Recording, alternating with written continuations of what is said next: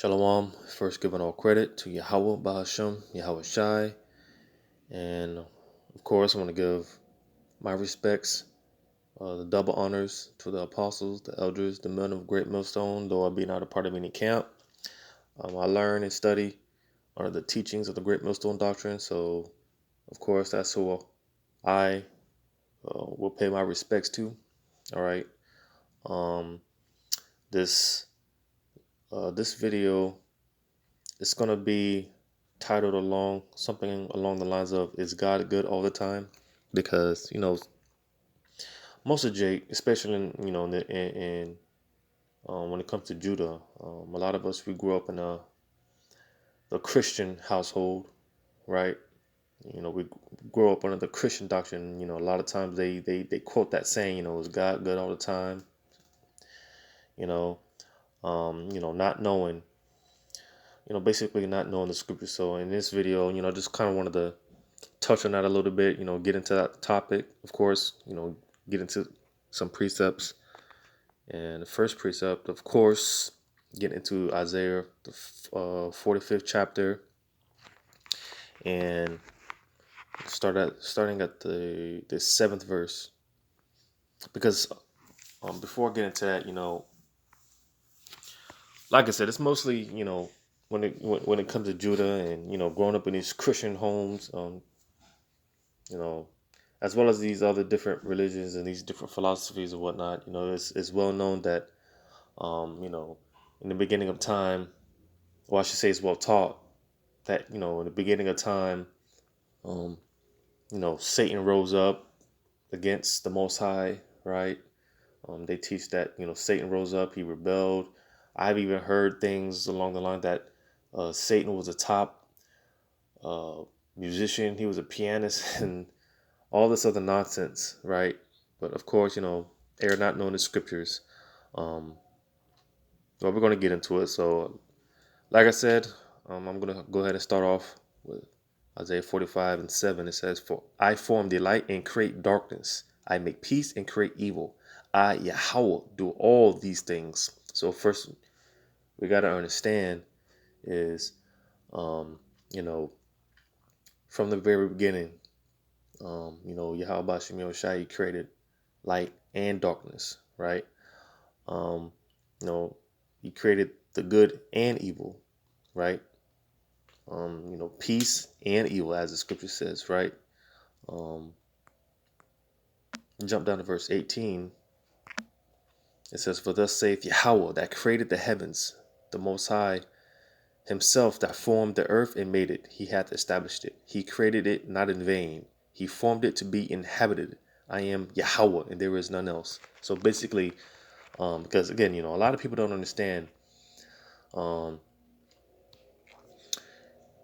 Shimei Shai, people don't get this is his movie, right? This is his script, and everything's gonna plan out. It's gonna play out the way that he wrote it to be, right? Um, Again, because this is his movie, so typically in any movie you're gonna have the good and the bad, right? Um, and Yahweh Shimei Shai, he created this earth and all things in it, again to fulfill his will, right? So that's the first thing people got to understand, especially in these Christian churches, man. You know, whenever something quote unquote bad happens, or they don't equate it to the Most High. They equate it to Satan, because again, it's this belief that's being taught that whenever something bad happens, is Satan, as if Satan doesn't work for the Most High, as in Satan is his own entity, his own deity, right? Well, again, we're going to get into it.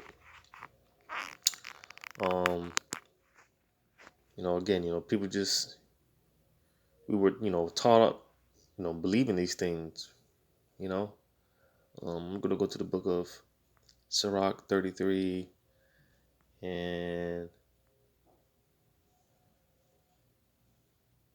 I'll start at verse 15. It says, "So look upon all the works of the Most High, and there are two and two, one against another." So, because again, in the beginning of time, Yahweh Shemir Shai created everything in twos or in abundance, right? So why would it, it comes to, you know, it will make sense because again, you got to look at this from a spiritual standpoint, right? You can't look at this carnally.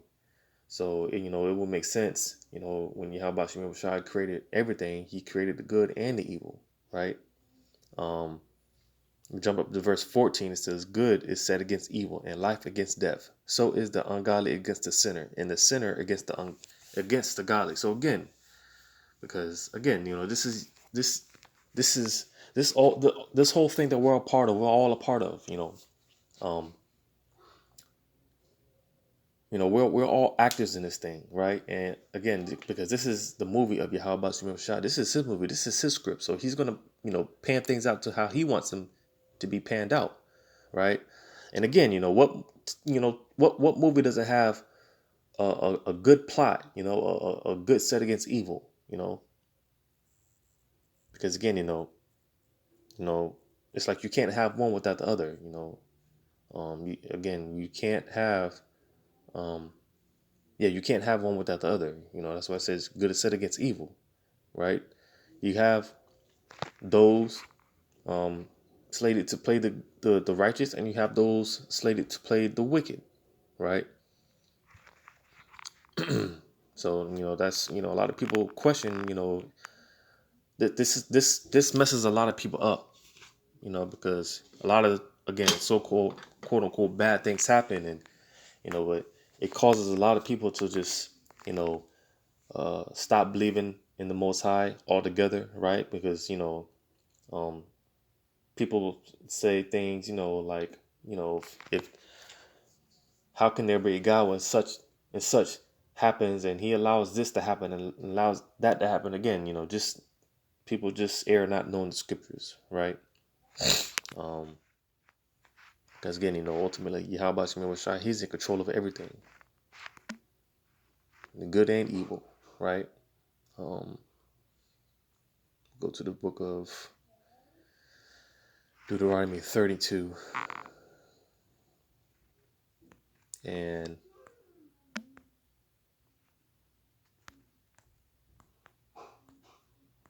Deuteronomy 32 and 39. It says, see now that I, even I, am He, and there is no God with me. I kill and I make alive. I wound and I heal. Neither is there any that can deliver out of my hand. So again, whenever someone, was healed, from a certain ailment, someone recovers from cancer or whatnot, whatever the case may be, ultimately that's how Bashim Shai. But on the contrary, whenever someone dies a horrible death, again, that's the how Bashim Shai, because again, this is his movie. Everything that goes on um, is in control. He's in control because again, best way I could put it, this is his movie. So of course, he's gonna have things pan out the way that it was written, right? Um,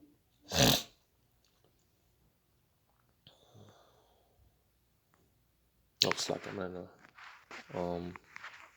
But a lot of people will ask, well, why? How can that be so, right? And it all goes back to this. And what is that? Proverbs 11 and 1. It says, a false balance is abomination to Yahweh, but a just weight is His delight. So basically, it all comes down to balance. Okay, that's why in the beginning of time, Yahweh Shemir Shai created good and evil. He created light and darkness. Everything was created in balance. Another one of those things they teach. They teach that when it comes to creation, Yahweh Shemir Shai, He created everything in abundance. But when it comes to man, He only created one man and one woman. So it's just one of those things that it doesn't make sense, right? But what does make sense is everything, including man and women, being created in abundance. Okay, and amongst the different nations and peoples that were on the earth in the very beginning, talk about the time of Adam. Okay, because it wasn't just Adam and Eve. It was plenty of people on the earth. Okay, but even because again, this was all set up from the beginning. So even in the beginning, even during that time, you had people set aside to be the righteous and people set aside to be the wicked, right? Um, you get some of that in Romans, the ninth chapter. It talks about that. The Let me just get it.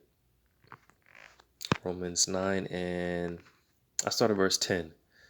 It says, not only this, but when Rebekah also had conceived by one, even by our father Isaac, for the children being not yet born, neither having done any good or evil, that the purpose of the Most High according to election might stand, not of works, but of him that calleth. So again, um, because again, it it was always it was written that again you're gonna have those related to play the righteous, and you're gonna have those related to play the wicked. Okay, and that's just how it was set up.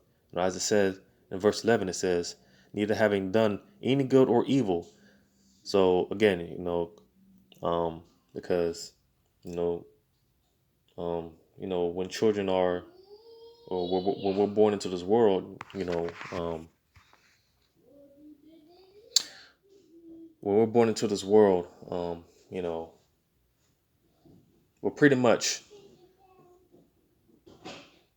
put it like this, when we're put on this earth, we haven't even, um, like committed any sins or any iniquities yet. But again, it was all written as it says in verse 11. I'm gonna read that again. It says, "For the children being not yet born, neither having done any good or evil, that the purpose of the Most High according to election might stand." So again, there's um, it's like that the purpose of the Most High, that His will may be done, because again, this is probably going to keep bringing this out throughout this lesson. This is this is the will of the Most High. This is this is His movie. So certain things are going to go down, right? Um, Matter of fact, yeah, I'm gonna keep reading. Verse 12 says, "It was said unto her, the elder shall serve the younger." Now this is, well, verse 13 it says, "As it is written, Jacob have I loved, but Esau have I hated." So this is going into um, Jacob and Esau, right? Esau being the progenitor of the Edomites, which are the so-called white people, so-called Caucasians, and Jacob being the progenitor of the so-called blacks, Hispanics, Native American Indians, right? Um, so here it is. Um, I mean, it's clear as day when it says, "Jacob have I loved, but Esau have I hated." That cuts this whole thing where God loves everyone, and because again they teach that God is all love, and people really walk around here thinking that God can't hate, right? um I'm gonna read on. It says, for he saith to Moses, "I will have mercy on whom I will have mercy, and I will have compassion on whom I will have compassion." Right? Because again, when it comes to Yahweh Shemir Shai, he can do whatever he wants, right? Who are we? We're actually reading. Jumping down to verse 20, it says, "Nay, but, O man, who art thou that repliest against the Most High?" So, because again, I was going to say, who are we to reply against the Most High, right? Who are we but a creation? Who are we to tell Yahweh Shemir Shai? Because again, you got a lot of people thinking, they really believe that it's an unjust thing for Yahweh Shemir Shai to love one people and to hate another. But again, as it reads in verse 20, it says, "Nay, but, O man, who art thou that repliest against the Most High? Shall the thing formed say it? Shall the thing formed say to him that formed it, Why hast thou made us thus?" Again, because who are we? We're nothing but a creation, right? Um, you know, tells you that in the Genesis, how we were created from the dust, the dirt of the earth. So again, who are we? When we die, these bodies, they go back to the dirt. They go back to the earth, the dust, right? So who are we to to question the maker, to question the Most High when it comes to these things, when it comes to creation and how He pretty much wants His show to be ran? Who are we? You know. Um,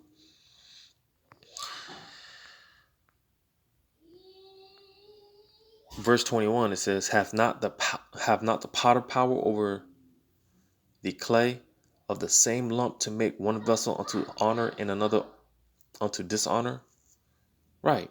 Because, you know, basically Yahweh Shem Shai, he's that that the ultimate potter. Okay. So, when it comes to, you see these different um these different potters, and how they make their clays and whatnot, how they form it and whatnot. Who are you to tell that person how to you know um, how to do what he wants with that, with his clay?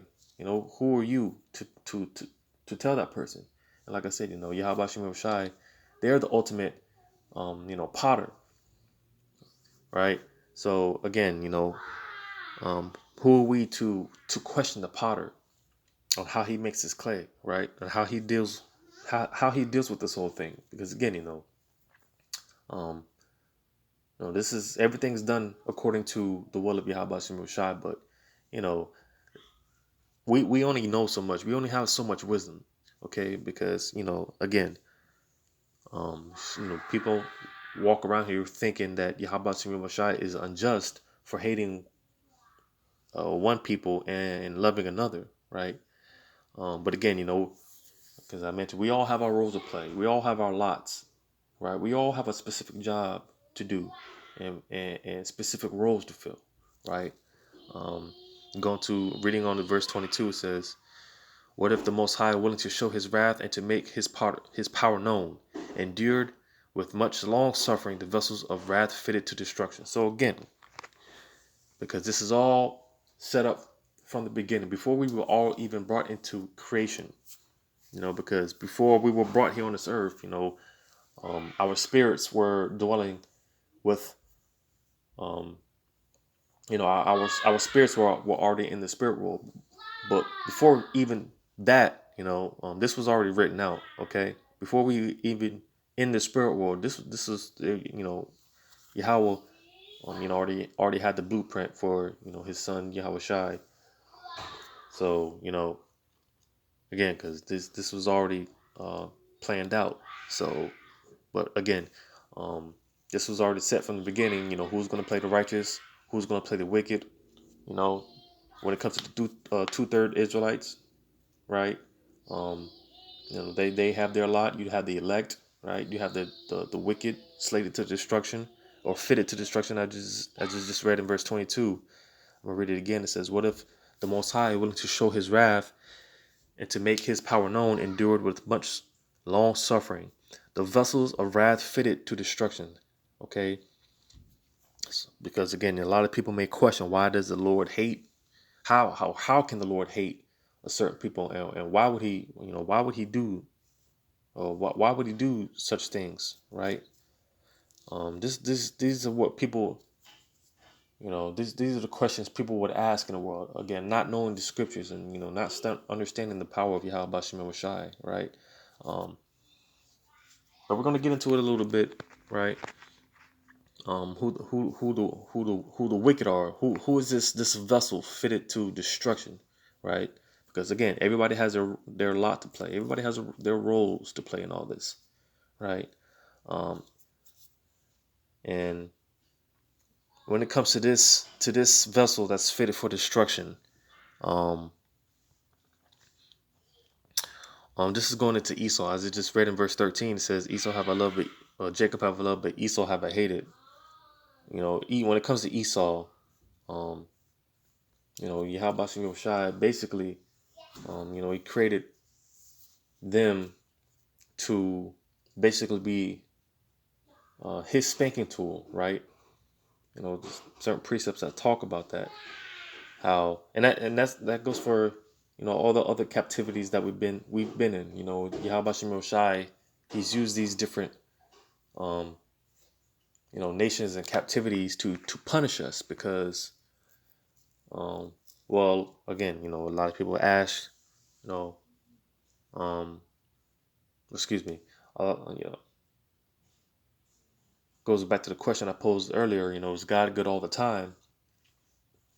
Well, um, you know, a lot of so-called quote unquote bad things happen because one of those reasons is because of us and our wickedness, because we're evil, right? So that's why, um, Yahweh Shem Shai oftentimes allows these certain things to happen because, again, when it comes to the nation of Israel, scriptures talk about how we played the harlot, right? Um, we dipped and dabbed in these different philosophies and worship other idols and whatnot. Basically, we turned our hand, or excuse me, we turned our back on Yahweh Shem Shai. So when you go into slavery and all these different horrendous things that have happened, um, it's like when you go into these different these things that happen throughout slavery and just throughout time, like you know you read about buck breaking and all the horrible things that have um that have taken place, especially when it comes to our people. Um, you again, it's equated to Satan. People think, oh well, God can never do something like that or whatever the case may be. When ultimately, again, um, Yahweh Shem Shai, he allowed these things to happen because of us, because of our iniquities and our sins, right? Um,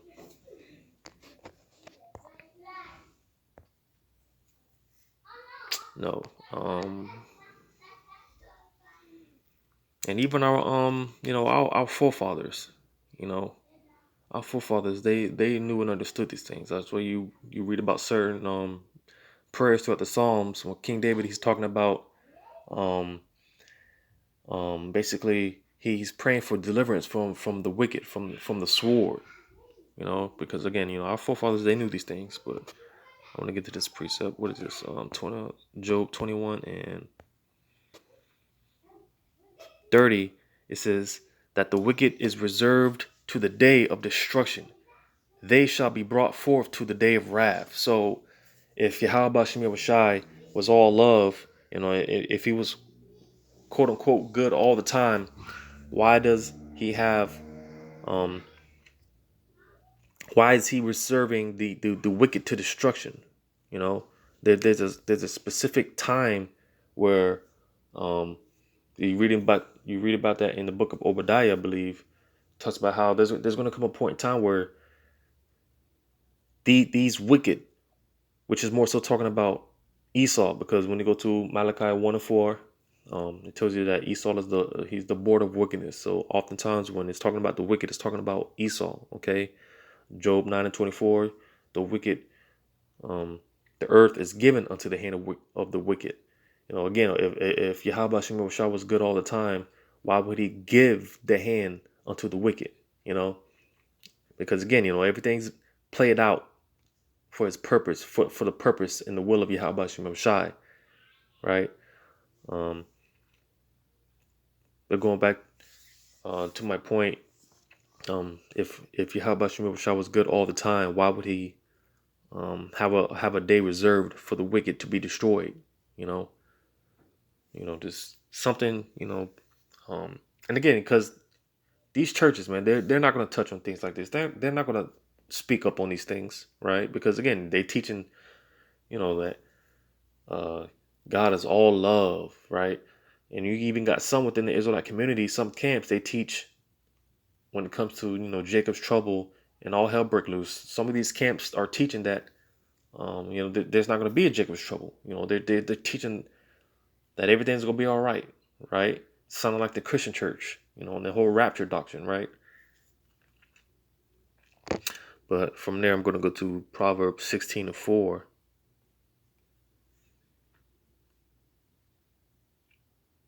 It says, Yahweh hath made all things for himself, yea, even the wicked for the day of evil. So again, if God was good all the time, um, why would he? Well, first, why would he have a day of evil? Which that word evil, it just goes back to bad times, right?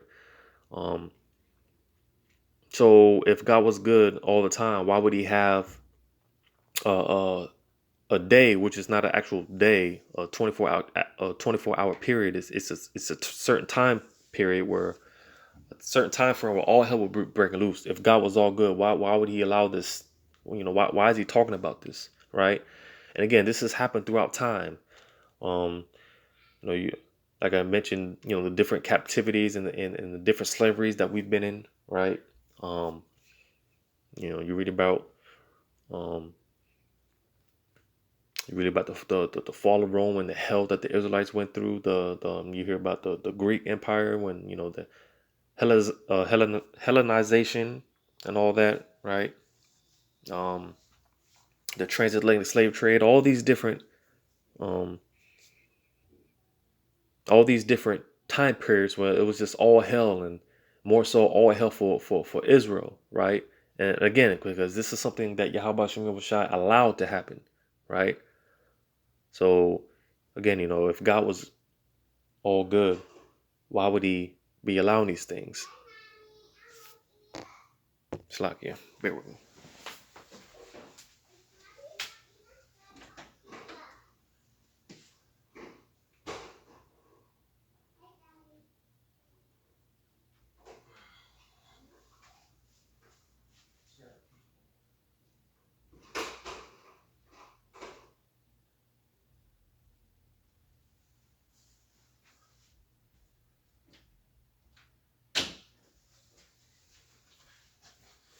All right, Slakia.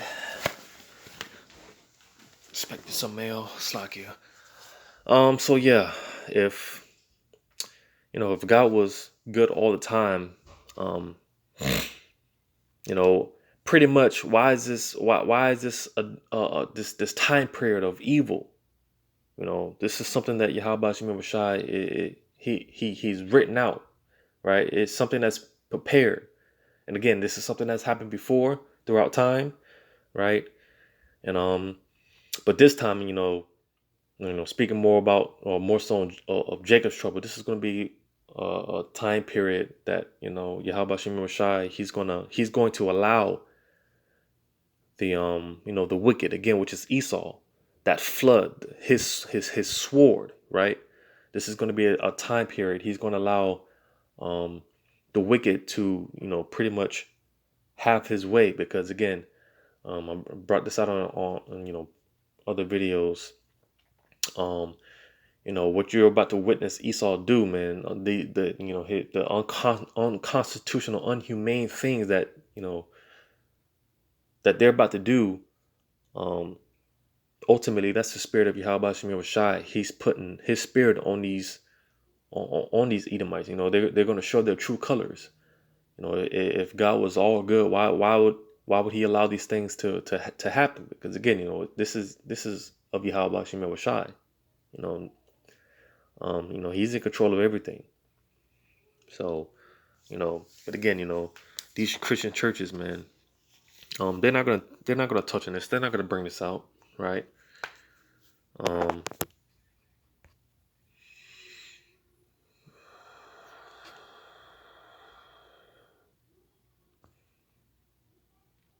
Bear with me.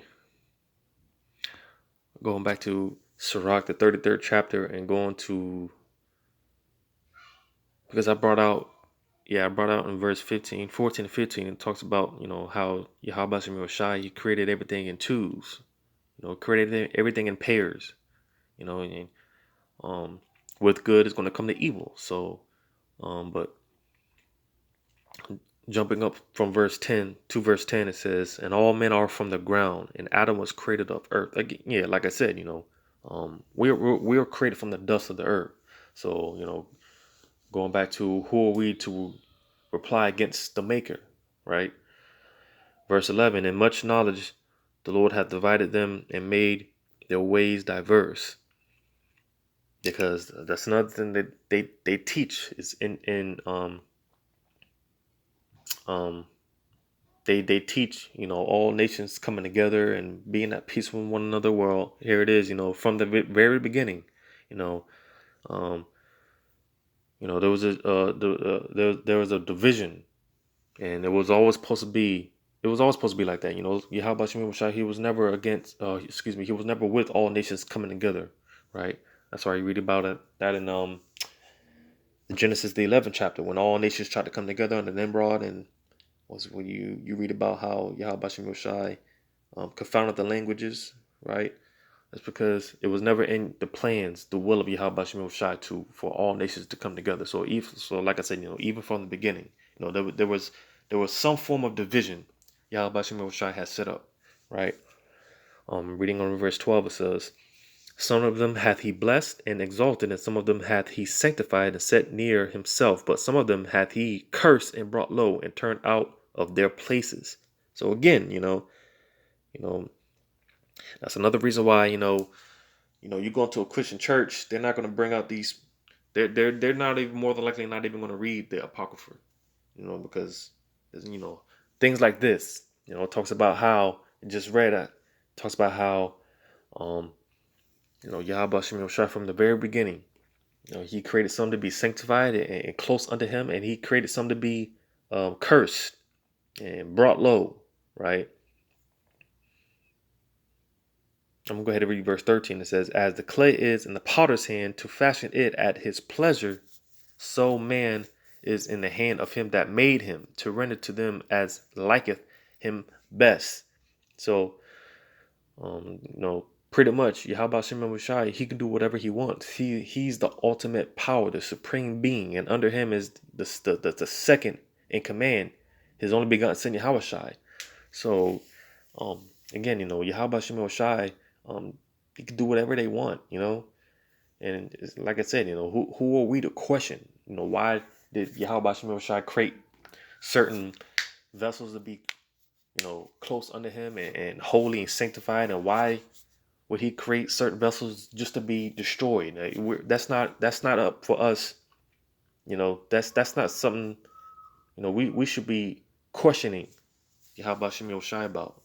You know, but even in, because the Lord is merciful at the end of the day, his mercy, um, throughout, different precepts, it tells us why. And, I've already, pulled a few precepts, because again, a lot of these people, they question, well, how can, the Lord do something like that? Well, they, because I get this all the time, people ask all the time, well, why would the Lord create something that he hates, right? Um, no, Leviticus is what I want. 25 and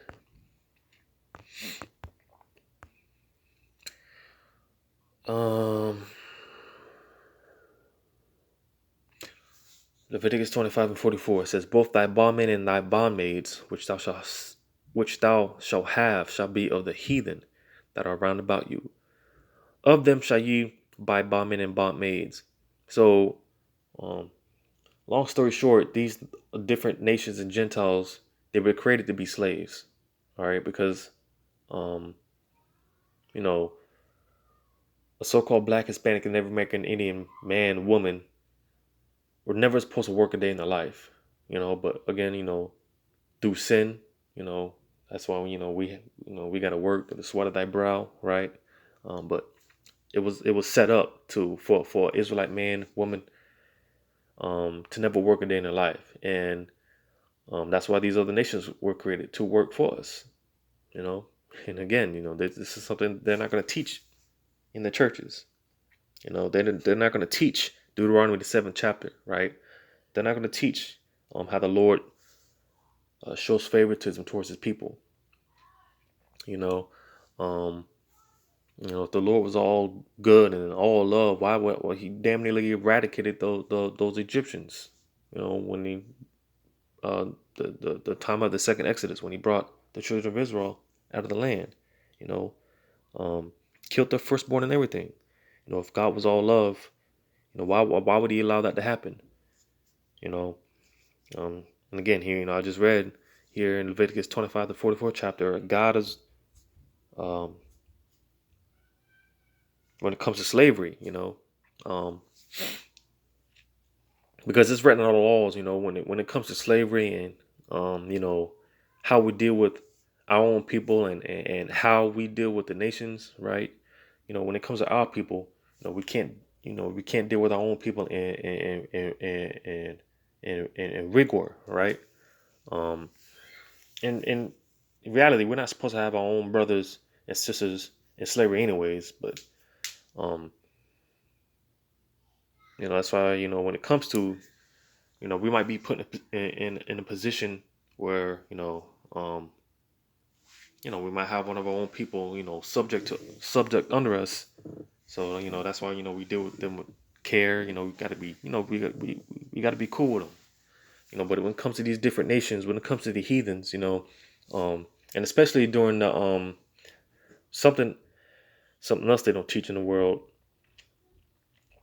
how during the millennial kingdom, that 1,000 year reign with Yahweh Shemel Shai, um, you know, part of the promises and part of the gifts that's going to be given to the nation of Israel are the heathens.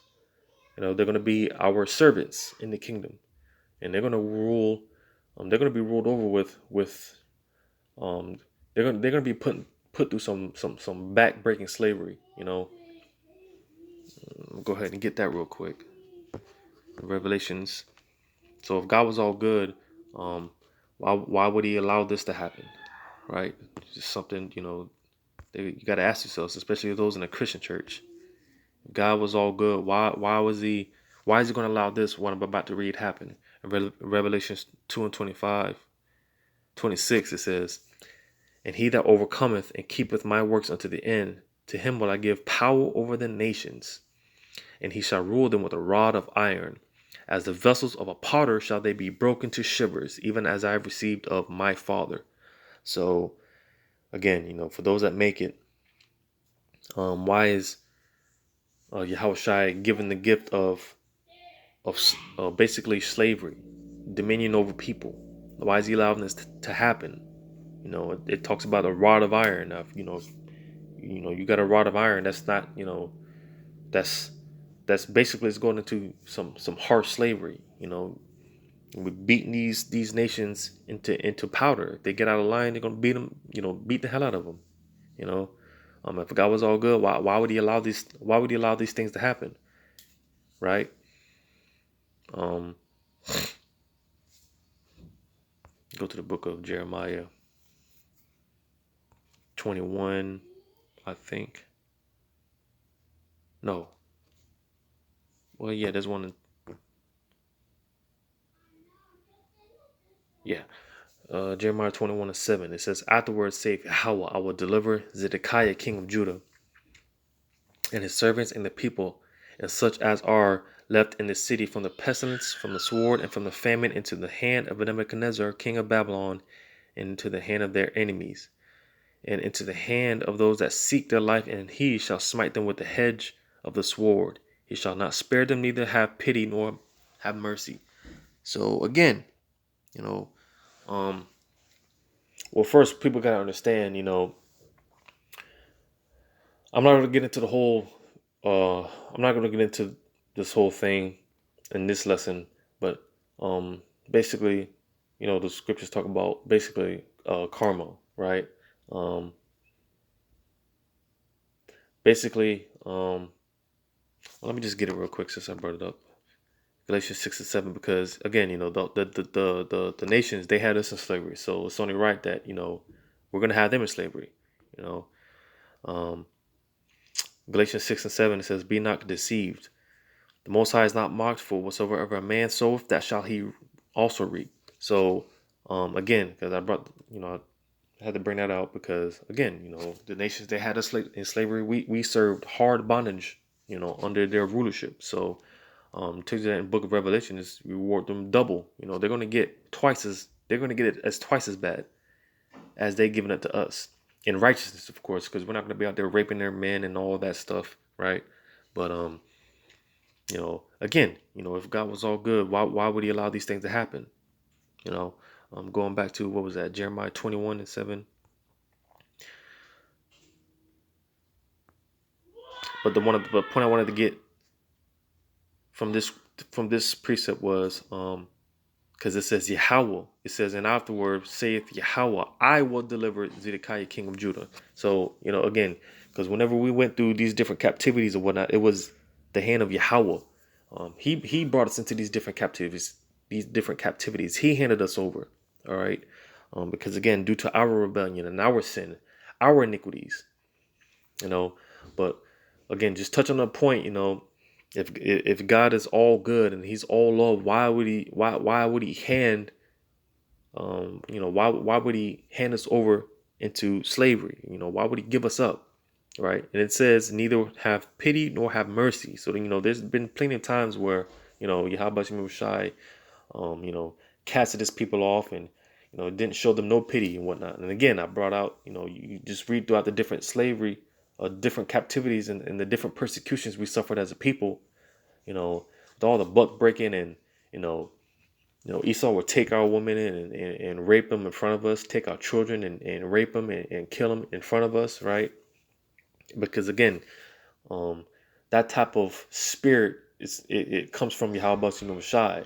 Because again, it's been, Yahweh Shai has warned us throughout time. You rebel against me, then I'm going to do this and that, and I'm not going to have mercy. I'm not going to have pity. Yahweh Shai, he's constantly warned us. He's constantly told us these things. So um, the one I was going to get was, I think it was Jeremiah 12. Yeah, Jeremiah 12:7. It says, I have forsaken mine house. I have left mine heritage. I have given the dearly beloved of my soul into the hand of her enemies. Right? So, again, due to our rebellion, our sins and our iniquities, like I said, there's been plenty of times throughout history, we just got so bad as a people, Yahweh Bashim Shai just gave us up, just handed us over to the enemies. Because again, the different nations, well, let me just pull this precept real quick in Isaiah 10 and 5. It says, O Assyrian, the rod of mine anger and the staff in their hand is mine indignation. Because again, throughout these, you read about the Babylonian captivity, the Assyrian captivity, all these different captivities we've been under. Like I said, these different captivities, there's not more than a punishment from Yahweh Shemel Shai, right? He's used these different nations as a spanking tool to get us in order. Because again, we went off. We were the ones that were in the wrong. Yahweh Shemel Shai never broke a promise, never broke a covenant. All right. He's always held his end of the deal, his part of the bargain. So we were the ones that, like I said earlier, we were the ones that turned our back on Yahweh Shemil Shai. So, that's why these different things have happened, right? Yahweh Shemil Shai allowed these quote unquote bad things to take place, right? It's because of us. We always we're so quick to point the blame and to point the picture. So we're so quick to we're so quick to point the fingers when I meant, but we're never, we're never willing to basically face the man in the mirror, right? We're never really willing to look at ourselves and be like, damn, we messed up. I'm the one that's messed up. I'm the one that's going off, right? Because again, Yahweh Shemil Shai, he sets the standards, right? It says that in Exodus 15:3, Yahweh, he's a man of war. If you know anything about a man of war, they don't play. But we took Yahweh Shemil Shai as a joke. Cast his law, statutes, and commandments. You even had this stories about men in our nation, taking pages out of the Bible and casting it into fire. So here it is. I'll go ahead and get that real quick. What is that? Luke 21. No, I think it's 19 to 21, because we know these things. Luke 19:21, it says, "For I fear thee, because thou art an austere man. Thou takest up that thou layest not down, and reapest that thou didst not sow." So again, that word is austere, and it goes back to just basically being very, very, very strict. Okay, um, and we know that Yahweh Shemel Shai is a power that doesn't play. You know, so again, anyone that doesn't play, you know, they're it. Someone that doesn't play, you don't see them walking around with all love and just being good all the time. Um, you know, but like I said, because we know these things, Yahweh Shai set that standard for us, giving us these law, statutes, and commandments, and He told us, you do this, this, and that, you're gonna be good. But if you go away or go astray from my ways, this, and that it's gonna happen to you. Just read the book of Deuteronomy, the 28th chapter. You know, you keep the law, statutes, and commandments, you're gonna be all right. You defile my law, statutes, and commandments. All these things are gonna happen to you. And sure enough, like I said, you read about these different captivities and whatnot, and the things that have taken place. All right, Esau, they've done some horrible things to the nation of Israel, right? But again, ultimately, it goes back to Yahweh Shem Shai, because it's His spirit that He puts on these different captive holders, right? It's His anger that's being acted out, right? Because when it comes to man, we don't get mad enough, you know. But yeah, ultimately it's Yahweh Shem Shai. He's doing these things, right? And just to back up that which I brought out in what was that? Isaiah 10:5, just to show that um, these different captive holders or whatnot. It's not more than a speaking tool for Yahweh Shem Shai. And like I said, our forefathers knew this. So I'm about to get this in Psalms. No, what is this? Psalm 17 and 13. It says, "Arise, O Yahweh, disappoint him. Cast him down, deliver my soul from the wicked, which is thy sword." Now, like I said, you go through the different precepts, Malachi 1 and 4, these different precepts. Esau, he's that wicked. He's referred to as the wicked. Okay? So, um, you know, you know, when Yahweh Shemel Shai brings that hammer down, um, you know, it's gonna be made known. You're gonna know why, because again, you have our people, man. They walk around here just not taking nothing serious. You see somewhat of all hell breaking loose before all hell breaks loose, right? Things are getting bad before they've even gotten bad, really, right? And even with that, Yahweh Shemel Shai, he's shown the signs, and again, our people are not taking heed, not listening. So, you know, when Esau comes down with those martial law troops or whatnot, and like I said, they're gonna be doing unconstitutional things. They're gonna be doing all manner of just unthinkable and unspeakable acts, right? But again, ultimately, it's Yahweh Shemel Shai. That spanking tool. Yahweh Shemel Shai uses the other nations as a whipping tool to beat our people back in order. But for a lot of Jakes, man, it's gonna be too late for them. You're only gonna have the elect and the 1/3. Take heed to the warnings now, right? Um, so some in Psalms. Go to Psalms 36. Psalms 36 and 11. It says, "Let not the foot of the pride come against me, and let not the hand of the wicked remove me." So, because again, our forefathers knew that, um, whenever these things took place, they knew that it was judgment from Yahweh Hashem Yahushai. They understood these things, and like I said, King David, he knew, he well understood these things. He prayed for that protection, to be kept safe from, when the wicked comes in as a flood, as it talks about in Isaiah 59, right? Um, you can go to Psalm 71.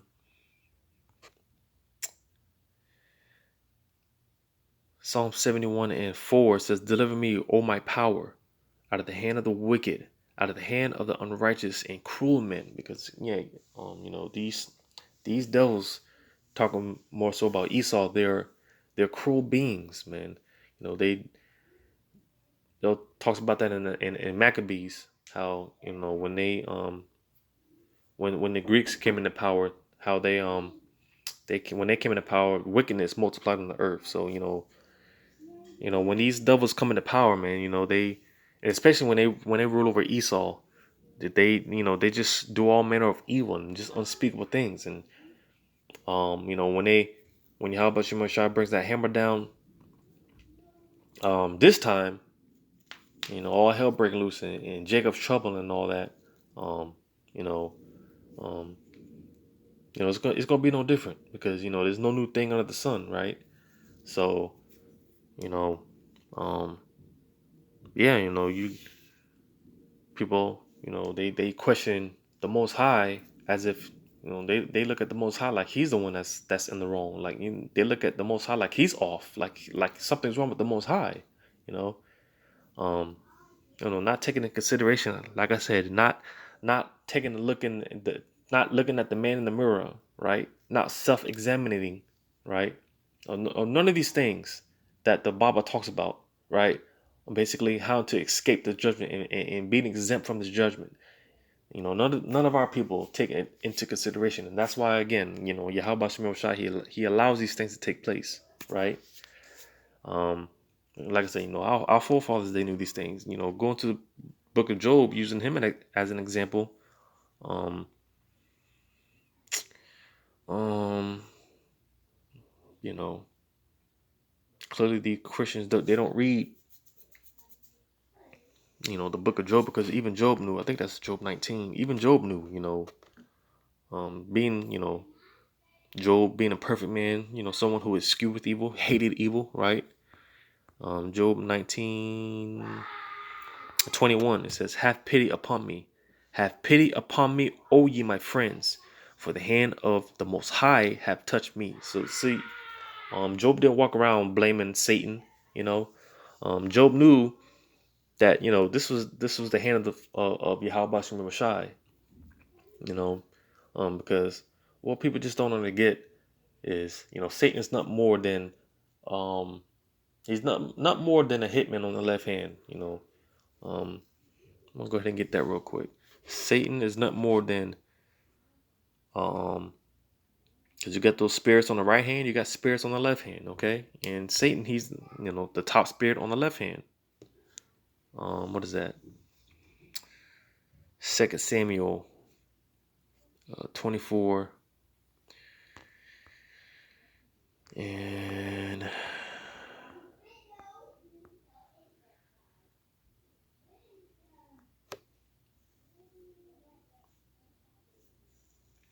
bear with me.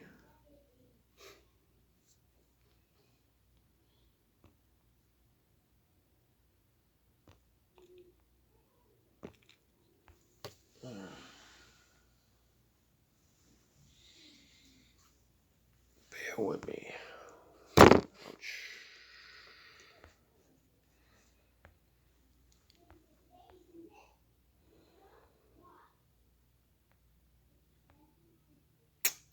Let me try 1 Samuel.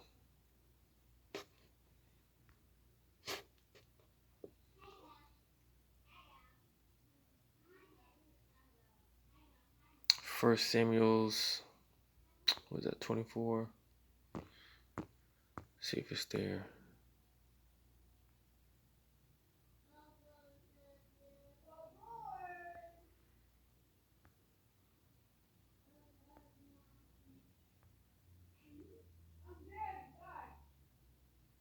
Wait, I think it's Kings. It might be Kings. Let's try that. Second Kings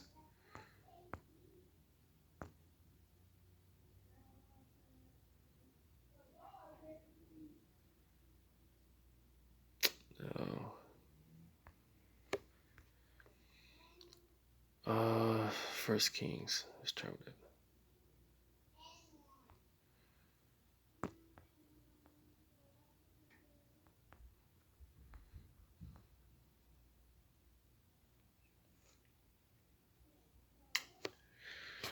Oh, bear with me. All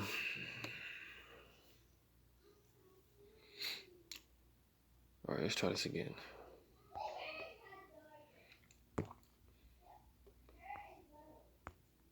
Looking for the precept that talks about talks about how, you know, those spirits on the left hand and the spirits on the right hand.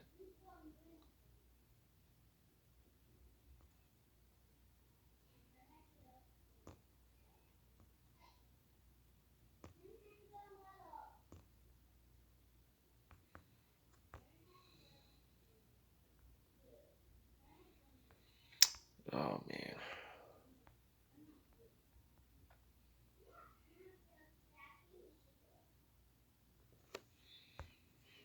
All right. Look for this one more time, and I'm just gonna move on.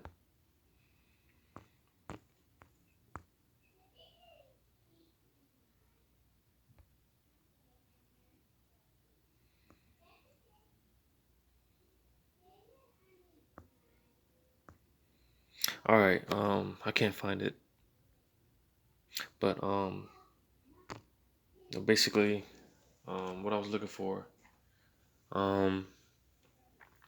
it's a precept concerning, you know, the spirits on the left hand and the spirits on the right hand under the Heavenly Father Yahweh, right? And basically, you got those you know, you got spirits on the right hand, which is, you know, Yahweh Shai being the head, right? And then you got the spirits on the left hand, which is Satan, the spiritual demon Satan. He's on the head, right?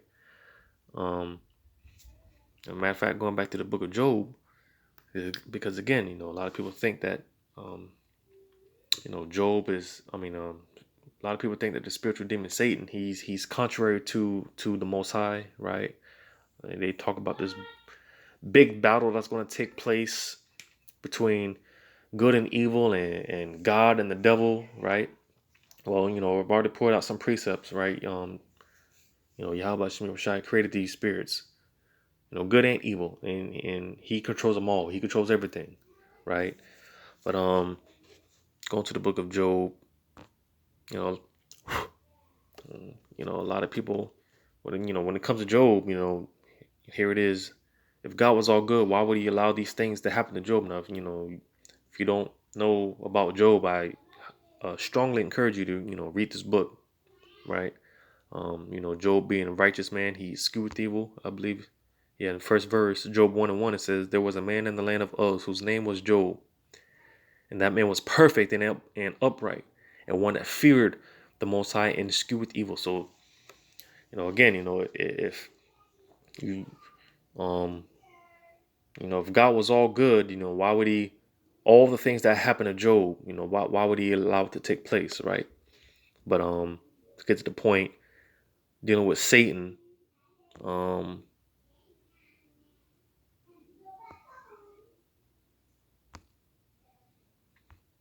Job 1:6, it says, "Now there was a day when the sons of the Most High came to present themselves before Yahweh, and Satan came also among them." So basically, long story short, it says this was a time where the sons of the Most High, the Allahayim, you know, they come to present themselves before the Most High, and it didn't exclude the spiritual demon Satan. Why? Um, because Satan, you know, he works for the Most High. You know, um, this is a council taking place in the in the heavens, right? And again, you know, it didn't exclude Satan, right? It didn't mention anything about Satan creeping in or none of that, because, you know, like I said, you know, we all have our lots, we all have our duties, right? And Satan, he has his job as well. He has his duty as well, right? Um, Reading on, it says, verse 7, "And Yahweh said unto Satan, Whence comest thou? Then Satan answered Yahweh and said, from going to and fro in the earth and from walking up and down in it. So, um, again, this is not more than, Satan doing his job, walking to and from the earth, the devil, which just means to deceive, that's his job, reading on before I get to the next precept in verse 8, it says, and Yahweh said unto Satan, hast thou considered my servant Job, that there is none like him in the earth, a perfect and an upright man, one that feareth the Most High and escheweth evil? So here it is, the Heavenly Father, he's um, basically calling Job out. He's basically putting Job up there on the forefront. You know, he's considering his servant Job, as it said, as it says, right? So if God was all good, why would He allow the spiritual demon Satan to? Because if you read the story, you read the history, um, basically, the Heavenly Father allows Satan to do everything to him, but kill him, but take his life. So, like I said, you read the story of Job, he lost his family, he lost all his riches, he was plagued with sores, and Job, he went through hell. All right. And again, if God was all good, why would He allow this to happen to a perfect and an upright man, one that hated evil? Job escheweth evil. He hated evil. But why would God allow this to happen to someone who hates evil? You know, it's something they don't teach. They don't teach this in the earth, right? Um, because I brought this point out. Well, I didn't bring it out, but I mentioned it. What is that? What am I doing? What is that? Second Peter's.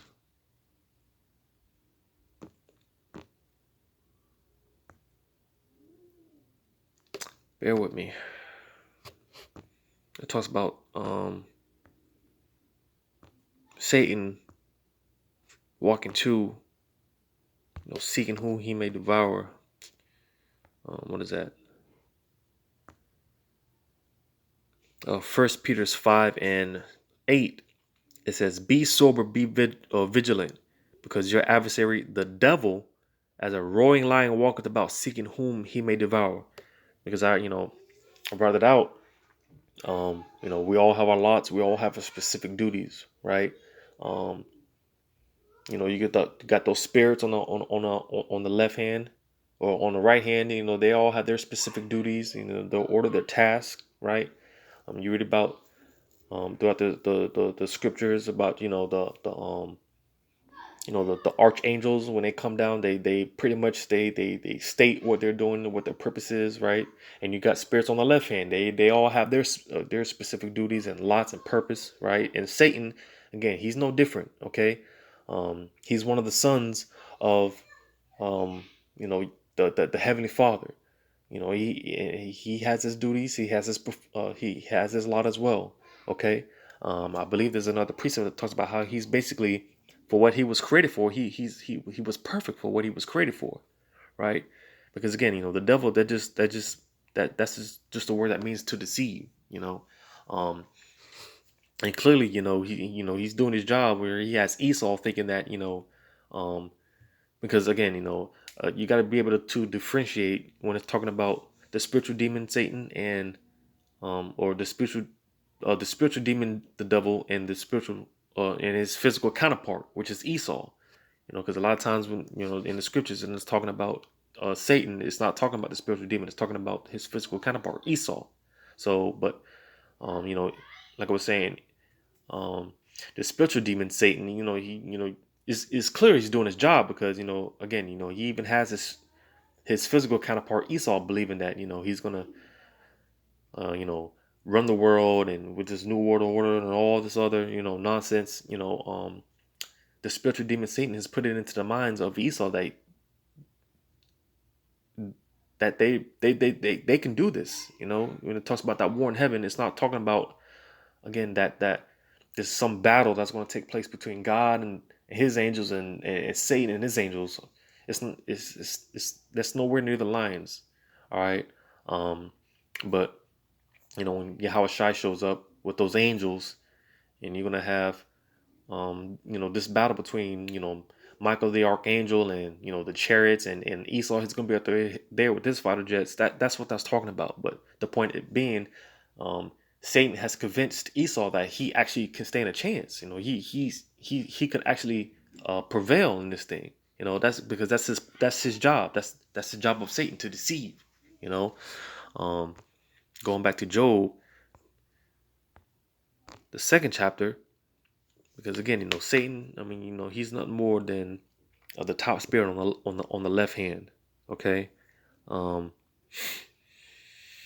Verse 1, it says, again, there was a day when the sons of the Most High came to present themselves before Yahweh, and Satan came also among them to present himself before Yahweh. So again, it didn't exclude Satan from being one of the sons, one of the children of the Most High, because again, Satan works for the Most High. Okay. Let me just read verse 2. It says, and Yahweh said unto Satan, from whence comest thou? And Satan answered Yahweh and said, from going to and fro in the earth and from walking up and down in it. And Yahweh said unto Satan, hast thou considered my servant Job, that there is none like him in the earth, a perfect and an upright man, one that feareth the Most High and escheweth evil, and still he holdeth fast his integrity, although thou movest me against him to destroy him without cause. So again, because they teach that whenever something bad happens, it's Satan. They don't equate it to the Most High. Well, this is proof that Satan, he works for the Most High, and whenever something happens, whenever something goes down, ultimately it's Yahweh Shemel Shai allowing it to happen. All right, nothing gets past Yahweh Shemel Shai. All right, whenever something bad thing happens, okay, it's Yahweh Shemel Shai. And contrary, whenever something good happens, ultimately it's from Yahweh Shemel Shai. All right, so that was pretty much it on that.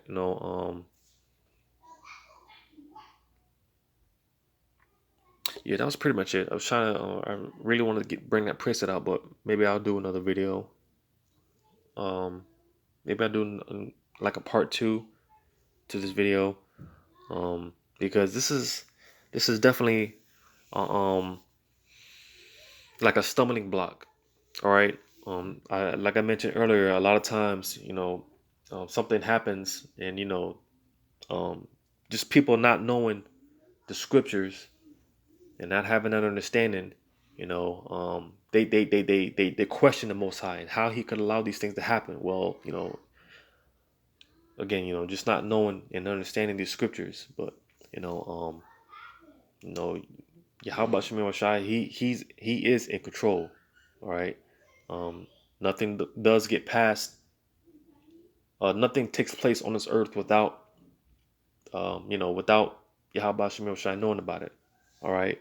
So, Lord's will, this video was edifying. Until the next time, I say shalom.